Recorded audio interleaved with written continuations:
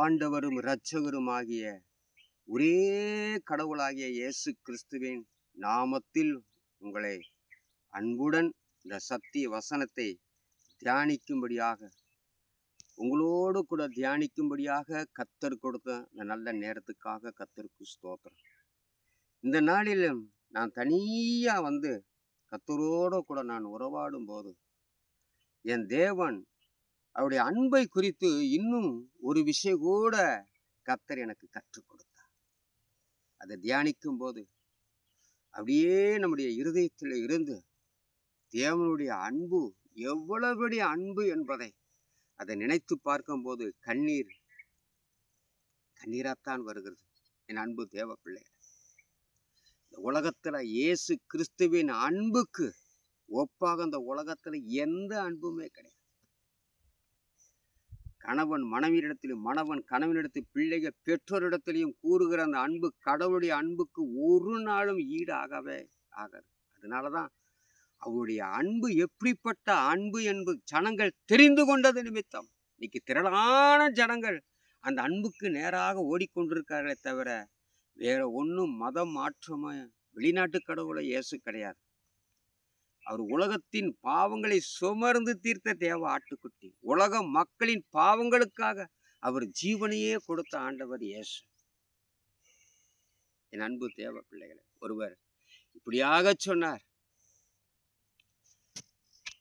வானங்களை எல்லாம் பேப்பராக்கி, காட்டில் உள்ள எல்லா மரங்களையும் பேனாவாக்கி, கடல் நீரை எல்லாம் மையாக்கி இயேசு கிறிஸ்துவின் அன்பை எழுதினாலும் ஒரு நாளும் அவருடைய அன்பை எழுதவே முடியாது. ஒரு பக்தன் இப்படியாக பாட்டுக்கிறார், கடற்கரை மணலை கூட எண்ணிடலாமா, ஆனால் இயேசு கிறிஸ்துவின் அன்பை நம்ம எண்ணவே முடியாது. அப்படிப்பட்ட ஒரு அன்பு இயேசு கிறிஸ்துவுடைய அன்பு.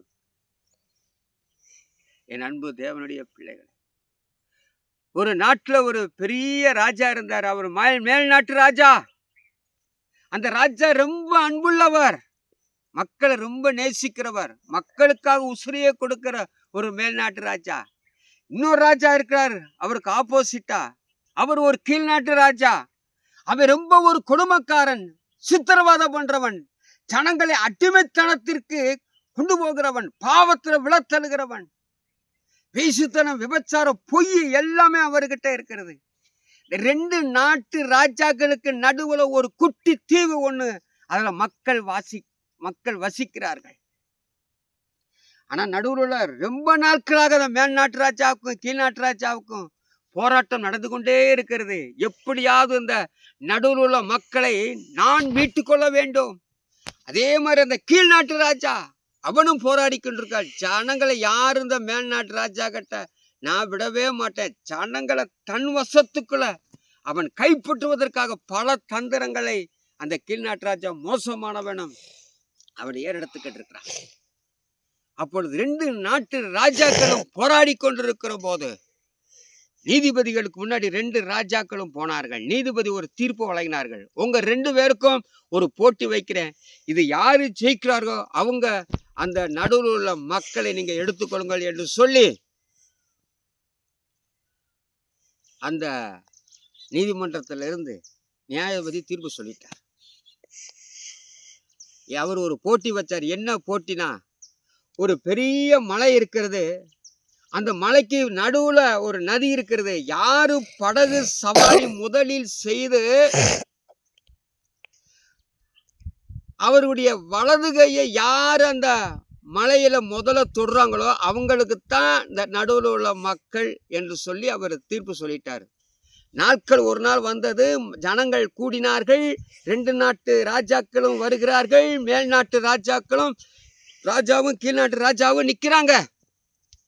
அப்புறம் மக்கள் எல்லாம் மேல்நாட்டு ராஜா கிட்ட கதறாங்க, ராஜாவே எப்படியாவது நீர் எங்களை மீட்டுக்கொள்ளும், இந்த கீழ்நாட்டு ராஜா கிட்ட நாங்க போனோம்னா அவர் ரொம்ப மோசக்காரன். அப்போ ராஜா சொன்னாரா, என் ஜீவனை கொடுத்தாவது நான் உங்களை காப்பாற்றுவேன் என்று சொல்லி மேல்நாட்டு ராஜா முடிவு பண்ணி அந்த படகு சவாரி துவங்கினது.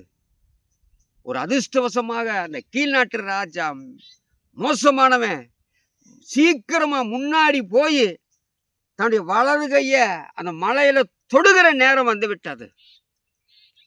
ஜனங்கள் எல்லாம் கதறுகிறார்கள், ராஜா, மேல்நாட்டு ராஜா, சீக்கிரம் போங்கள், அந்த மலையை தொடுங்கள், கீழ்நாட்டு ராஜா எங்களை எல்லாம் அடிமைப்படுத்த பார்க்கிறான்னு சொல்லும் போது, எப்பவுமே ராஜாக்களுடைய அவங்க எப்பொழுதும் ஒரு பட்டயத்தை வைத்திருப்பார்கள்.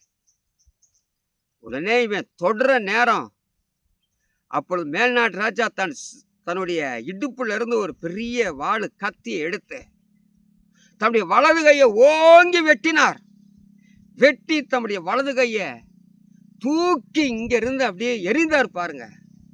தம்முடைய வலது கை அங்கே பட்டு விட்டது. போட்டியின்படி யாரு தம்முடைய வலது கையை முதலில் தொடுகிறார்களோ அவங்களுக்கு தான் நடுவில் உள்ள மக்கள் என்று சொல்லி அங்கே ராஜாவுடைய கை துண்டிக்கப்பட்டது. ரத்தமெல்லாம் அங்கே ஆராய் ஓடுகிறது. மக்கள் எல்லாம் ஆரவாரம் பண்ணுகிறார்கள். எங்க ராஜா, மேல்நாட்டு ராஜா ரத்தத்தை சிந்தி எங்களை மீட்டு கொண்டார். என் அன்பு தேவனுடைய பிள்ளைகளே, அந்த மேல்நாட்டு ராஜா தான் நம்முடைய ஆண்டவராகிய இயேசு கிறிஸ்து. அந்த கீழ்நாட்டு ராஜா பொல்லாத பாதாளத்துக்கு நரகத்துக்கும் அவன் சொந்தக்காரன். ஜனங்கள் எல்லாம் நரகத்துக்கு எடுத்து கொண்டு போகிறவன். மக்களை கொத்து கொத்த பாவத்துல, குடியிலையும், விபச்சாரத்திலையும், வேசத்தனத்திலையும் விழுக வச்சு ஜனங்களை மீளாதபடிக்கு. நான் நாட்கள் ஒரு நாள் வந்தது, இயேசு கிறிஸ்து கல்வாரி சிலுவையில அவர் உயிரை கொடுத்து ஜனங்களை அவர் மீட்டுக் கொண்டார். அன்னைக்கு அநேக ஜனங்கள் மேல்நாட்டு ராஜாவாக இயேசு கிறிஸ்துவை நோக்கி பயணம் செய்து கொண்டிருக்கிறார். இதுதான் தேவனுடைய அன்பு. என் அன்பு தேவ பிள்ளைகளே, இயேசு கிறிஸ்து தம்முடைய ரத்தத்தை சிந்தி அவர் ஜனங்களை அவர் மீட்டுக் கொண்டார். இயேசு கிறிஸ்துடைய ரத்தம் தான் சகல பாவங்களையும் நீக்கி நம்மளை சுத்திகரிக்கும்.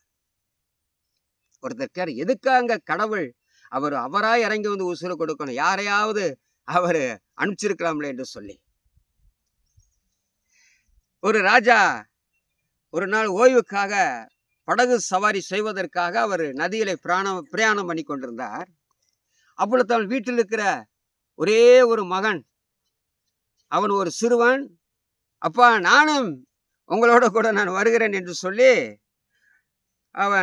அவங்க தகப்பனாரோட கூட சேர்ந்து படகுல சவாரி போய்கிட்டு இருக்கார்கள். அதோட கூட மந்திரிமார்கள், அவர்களுடைய பாதுகாப்புக்காக காவலர்களும் அவங்க கூட இருக்கிறார்கள். நதியில நல்லா பிரயாணம் பண்ணிக்கிட்டு இருக்கும்போது உற்சாகத்தின் மிகுதியில் அந்த சிறுவன் துள்ளி குதித்து விளையாடும் போது அவன் நதிக்குள்ள விழுந்து விட்டான்.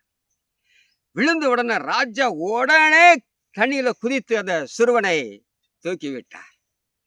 தூக்கி மேலே கொண்டு வந்து விட்டார். மந்திரியெல்லாம் கேட்டாங்க, ராஜா நீங்க எதுக்கு குதிக்கணும்? நீங்க ஒரு வார்த்தை சொல்லியிருந்தா எத்தனையோ காவலர்கள் இருக்கிறார்கள், நாங்க இருக்கிறோம், குதித்து உங்க மகனை தூக்கி இருப்போமே என்று சொல்லி. அப்பொழுது ராஜா சொன்னார், உங்க மேல எனக்கு நம்பிக்கை இல்லை, என் மகனை என்னதை விட அக்கறை யாருக்குமே இருக்காது, நீங்க ஒருவேளை கைவிட்டாலும் கைவிட்டுருவீங்கன்னு சொல்லிதான் நானே குதித்தேன் என்று சொல்லி அவர் சொன்னார். இப்படித்தான் நம்முடைய ஆண்டவராய் இயேசு கிறிஸ்து நம்ம மேல வைத்திருக்கிற அந்த அன்புனால அவரே இந்த பூமியில வந்து இறங்கி நம்மளை மீட்டெடுத்தார் பாவத்துல இருந்து. சாதாரணமா அவர் மீட்டெடுக்கல. அவர் எப்படி அவரை மீட்டெடுத்தார் என்று தெரியுமா? லேவியராகமம் 1வது அதிகாரம் 6வது வசனத்துல இப்படியாக எழுதப்பட்டிருக்கிறது. பின்பு அவன் அந்த சர்வாங்க தகன பலியை தோல் உரித்து அதை சந்து சந்தாக துண்டிக்க கடவன். சர்வாங்க தகன பலியை தோலை உரித்து சந்து சந்தாக அதை வெட்டி பலிபீடத்தின் மேல் வைத்து அதை பலி செலுத்தணுமா? ஹல்லேலூயா! கடவுளுடைய அன்பை பாருங்க. நமக்காக கல்வாரி சிலுவையில இயேசு தோல் உரிக்கப்பட்டார். ஒரு ஊர்ல ஒரு பஞ்சாயத்து தலைவர் இருந்தார். அவர் தம்முடைய ஜனங்களை எல்லாம் கூப்பிட்டு எல்லாரும் இங்க வாங்க அப்படின்னு சொல்லி அவங்க இடத்துல சில விதமான கட்டளைகளை கொடுத்தார். பொய் சொல்லக்கூடாது, திருடக்கூடாது, களவு செய்யக்கூடாது, விபச்சாரம் பண்ணக்கூடாது, இப்படி என்று சொல்லி சில கட்டளைகளை கொடுத்து அவர்களுக்கு அனுப்பிவிட்டார். அவர் சொல்றதுக்கு முன்னாடி, அவங்களை அனுப்புறதுக்கு முன்னாடி ஒரு காரியத்தை செஞ்சார். ஒரு ஆடை அவர் கட்டி தலைகளாக தொங்க விட்டார். இதோ பாருங்கள், நான் சொல்ற கட்டளைகளை நீங்க மீறி விட்டா இந்த ஆட்டுக்கு என்ன கதி நடக்குதோ அதே மாதிரிதான் உங்களுக்கு நடக்கும் என்று சொல்லி அந்த கட்டி தொங்க விடப்பட்ட அந்த ஆட்டை ஒரு பெரிய வாள் எடுத்து சந்து சந்தாக அவர் துண்டு துண்டாக அவர் வெட்டினார். ஜனங்களை எல்லாம் பார்த்து பயந்து கொண்டு வந்தார்கள். என்னுடைய கட்டளைகளை, என்னுடைய கற்பனைகளை நீங்க மீறினீங்க, இந்த ஆட்டுக்கு என்ன கதி நடந்ததோ அதுதான் உங்களுக்கு நடக்கும் என்று சொல்லி அவர்கள் போக சொல்லிவிட்டார். எல்லாரும் பயந்து கொண்டு யாருமே இந்த காரியத்தை செய்வல.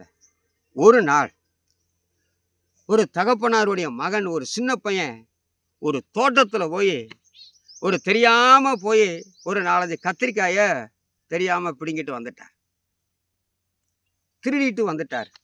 இது ஒரு நாள் அந்த தோட்டக்காரர் பிடித்து கொண்டு அந்த பஞ்சாயத்து தலைவரிடத்துல போய் கொண்டு போனார். தீர்ப்பு உண்மையானது. அப்பொழுது இவன் களவாண்டான் என்று சொல்லி தெரிந்து விட்டது.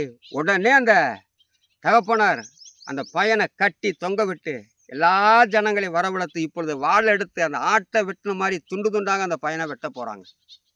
அந்த கூட்டத்தில் ஒருத்தன் ஓடி போய் அந்த பையனோட தகப்பனிடத்துல ஓடி போய் சொல்றான், ஐயா, உங்க மையன் இந்த மாதிரி திருடி விட்டான், அவனை இப்பொழுது நம்ம பஞ்சாயத்து தலைவர்கள் கட்டி போட்டு துண்டு துண்டாக வெட்ட போகிறார் அப்படி என்று அந்த தகப்பனாரிடத்துல ஓடி போய் சொல்லும்போது தகப்பனார் அங்கேருந்து கதறி அடித்து கொண்டு ஓடி ஆறார். ஐயா, தையன் தெரியாம செஞ்சுட்டு அவனை மன்னிச்சிருங்க மன்னிச்சிருங்க. இல்ல, தீர்ப்பு தான், தீர்ப்பை மாற்ற முடியாது என்று சொல்லி பஞ்சாயத்து தலைவர் சொல்லிவிட்டார். உடனே பையன் அங்கே அழுது கொண்டு உட்கார்ந்து கொண்டு இருக்கிறான். தகப்பனார் அந்த பஞ்சாயத்து தலைவருடைய காலில் விழுந்து, ஐயா, அவனுக்கு தர வேண்டிய தண்டனையை நான் ஏற்றுக்கொள்கிறேன், அவனுக்கு தர வேண்டிய தண்டனை எனக்கு கொடுங்கள், அவனை விட்டு விடுங்கள் என்று சொல்லி அந்த பஞ்சாயத்து தலைவரிடத்தில் தகப்பனாரை போய் கெஞ்சி கேட்டவன, சரி அவனுக்கு பதிலாக இவனை தகப்பனா கெட்டுங்கன்னு சொல்லி அவரை தொங்க விட்டு அந்த தகப்பனாரை சந்து சந்தாக வெட்டினார்கள். அங்கே தகப்பன் உட்காண்டே மகன் தகப்பனை பார்த்து மகன் உட்காந்து அழுதுகிட்டு இருந்தான். ஐயோ, தப்பு நான் செய்தேடே, ஆனால் என் தகப்பனார் அல்லவா எனக்கு பதிலாக இப்படி அவர் மரிக்கிறார் என்று சொல்லி அந்த மகன் வேதனையோடு கூட அழுது. அப்பொழுது தகப்பனார் அவர் மரிக்கு முன்னாடி சொன்னார், மகனே, உனக்காக நான் என்ன தண்டனை பட போறேன் பார், ஆனால் இனிமேல் நீ எந்த பாவமும் நீ என்ன செய்யாதே என்று சொல்லி உடனே அந்த மகன் அவன் மனம் திருந்தி அவன் வாழ்க்கை தகப்பனை போல உத்தமமா வாழ ஆரம்பிச்சு. அதுதான் இந்த நாட்கள் நடந்து கொண்டிருக்கு. நம்முடைய தகப்பன் இயேசு கிறிஸ்து நமக்காக, நம்முடைய பாவங்களுக்காக கல்வாரி சிலுவையில அவர் சந்து சந்தாக அவர் துண்டிக்கப்பட்டார். அதைத்தான் நம்ம லேவியராகமம் 1:6 நம்ம வாசித்தோம். பின்பு அவன் அந்த சர்வாங்க தகன பலியை தோலை உரித்து அதை சந்து சந்தாக துண்டிக்க கடவன். எவ்வளவு ஆண்டவர் இயேசு கிறிஸ்து நமக்காக ஒரு பலியானார். இயேசு கிறிஸ்துடைய இரத்தம் சகல பாவங்களை நீக்கி நம்மளை சுத்திகரிக்கிறது. இதுதான் தேவனுடைய அன்பு. வேதம் சொல்லுது ரோமர் 5:8, நீதிமானுக்காக ஒருவன் மரிக்கிறது அரிது, நல்லவனுக்காக ஒருவேளை ஒருவன் மரிக்க துணிவான். நாம் பாவிகளாய் இருக்கையில் கிறிஸ்து நமக்காக மரித்ததுனால தேவன் நம்ம மேல வைத்திருக்கிற அன்பை அவர் விளங்க பண்ணினார். வேதம் சொல்லுது, அன்பு கூறுவதற்கு அவர் முந்திக்கிட்டாரா. எவ்வளவு நல்ல தெய்வம் நம்மளை ஆண்டவராக இயேசுக்குது. இதை கேட்டுக்கொண்டிருக்கிற யாராக இருந்தாலும் சரி, இந்த உலகத்துல இயேசுதான் உங்கள் இடத்துல அன்பு கூற முடியும், இயேசுதான் உங்களை வழி நடத்த முடியும், இயேசுதான் உங்களுக்கு சரியான பாதைகளை காட்ட முடியும். இயேசு கிறிஸ்து, சில பேரெல்லாம் சொல்றாங்க இயேசு கிறிஸ்து அவர் சிலுவையில மரித்து போய்விட்டார், அவரே அவரால் காப்பாற்ற முடியலை என்று சொல்லி ஒரு தவறான உபதேசத்தை ஜனங்களிடத்தில் போய் பரப்புகிறார். என் அன்பு தேவனுடைய பிள்ளைகளே, இயேசு கிறிஸ்து உண்மையாகவே அவர் சரீரத்தில் நொறுக்கப்பட்டார், பாடுபட்டார், காயப்பட்டார். நமக்கு சமாதானத்தை உண்டு பண்ணும் ஆக்கினை அவர் மேலே விழுந்தது. இந்த இயேசு கிறிஸ்துவின் அன்பை புரிந்து கொண்டு அவரிடத்துல வாருங்கள். இயேசு கிறிஸ்து சிலுவையிலே அவர் மரித்தார், அடக்கம் பண்ணப்பட்டார். ஆனாலும் 3ஆம் நாள் அவர் உயிரோடு அவர் எழுந்தார். அந்த உயிரோடு எழுந்த ஆண்டவர் இன்னைக்கும் அவர் ஜீவித்து கொண்டு தான் இருக்கிறார். ஹல்லேலூயா. அதனால தான் திரளான ஜனங்கள் அவரை பின்பற்றுகிறார்கள். இயேசு கிறிஸ்து தான் தெய்வம், இயேசு கிறிஸ்து தான் ஆண்டவர், இயேசு கிறிஸ்து தான் இரட்சகர். அவர் அன்புக்கு ஈடே இல்லை. இந்த இயேசு கிறிஸ்துவின் அன்பை நோக்கி எல்லாரும் வாருங்கள். உங்களுக்கு சினிமா உங்களுக்கு அன்பை காட்ட முடியாது. உங்களுக்கு விபச்சார வேசித்தனம் உங்களுக்கு திருப்தி செய்யவே முடியாது.